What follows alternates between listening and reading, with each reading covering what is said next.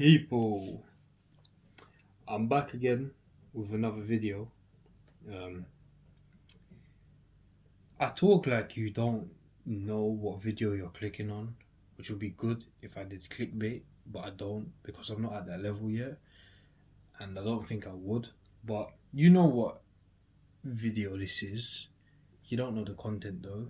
So before we start, I'd just like to say make sure you like, comment, share, subscribe because we need to get to 5k by the end of the year and 2000 as soon as possible because it's taking way too long.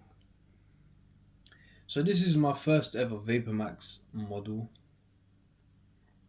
um, that I've bought. So I haven't bought any other Vapourmaxes before because I think, well, all the normal Vapourmaxes are a bit too, lightweight or whatever for me. Like I need a bulky shoe in my life. And I didn't buy the Vapourmax TNs. I'm not sure why because I think those are better than these. But these came out, I thought, why not? They give me an old school classic vibe. Let's just get into it, man. Look at that box, first of all. Look at that box. For those who don't know, this is a box made up of different boxes. Not actually, it's just like the design of different Nike boxes. It goes on. This is, I think, in my opinion, one of the best boxes that Nike have ever made. Like, the box is so sick. The box is just sick, man. Goes on, so it's got the tune there, whatever. And what else I love about this box, the little pull tab and just amazing, man. Nike, start doing this more. You're charging so much money, you're not giving us proper stuff, man. Give us the proper box. So as you can see, the Air Vapourmax Evo in the anthracite tech grey white in a UK 10. So let's just get into the shoe, man. Let's get into the trainer. Let's get into the sneaker. Whoosh. So that's the Air Vapourmax Evo. Evo meaning evolution of icons.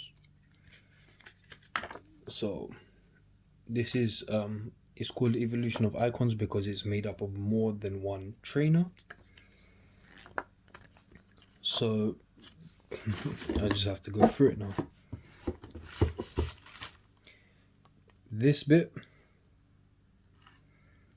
comes from the Air Max 90, which was released in 1990. The sock liner, which I think I don't really like this sock liner. This could have been better. This could have been from another shoe. So the little liner, whatever you want to call it, the pull tab, I don't like that personally. And this bit, the little green one, comes from the Air Max 1993, also known as the 93, which was released in 1993, let's see. And then this bit I actually do like. This was what gives it the old school feel. So this bit, wait, not this bit, sorry, this bit and this bit is from the Air Max 96. Then this little piece, yep, it's right there.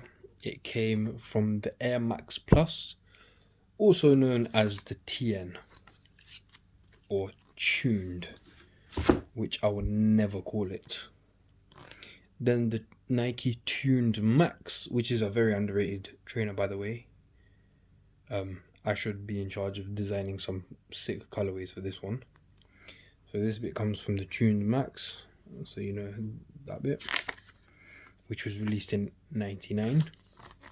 And one of the best Air Maxes to come out, the Air Max Solas, which came out in 2005. So that's got this bit, this little bit, the support and the flex bit, and then just this bit on the heel. So the Air Max Solas came out in 2005. This is also a sick Air Max which needs to re-release, which is the Air Max 180 Plus, which came out in 08, so 2008. And what's funny is literally just the tick came from that, and this bit came from the Air Max 180. Pop, solid tick. Then the bottom obviously came from the Air Vapourmax, the 2020 model, which I find a bit, I find them a bit too small, lightweight, whatever. I'm not into those type of trainers. So that's the breakdown of the Air Vapourmax Evo. And here's a closer look. So it features a range of different colors. This came from the Air Max. Forgot the name now. Well done. Yeah, this came from an Air Max. This came from an Air Max. They all came from different ones. So it's just a mashup of different trainers. I really like this type of colorway. That's on the Air Maxes. The little bit from the tuned. I do see what they're doing here, but I think personally I could have made these 10 times better.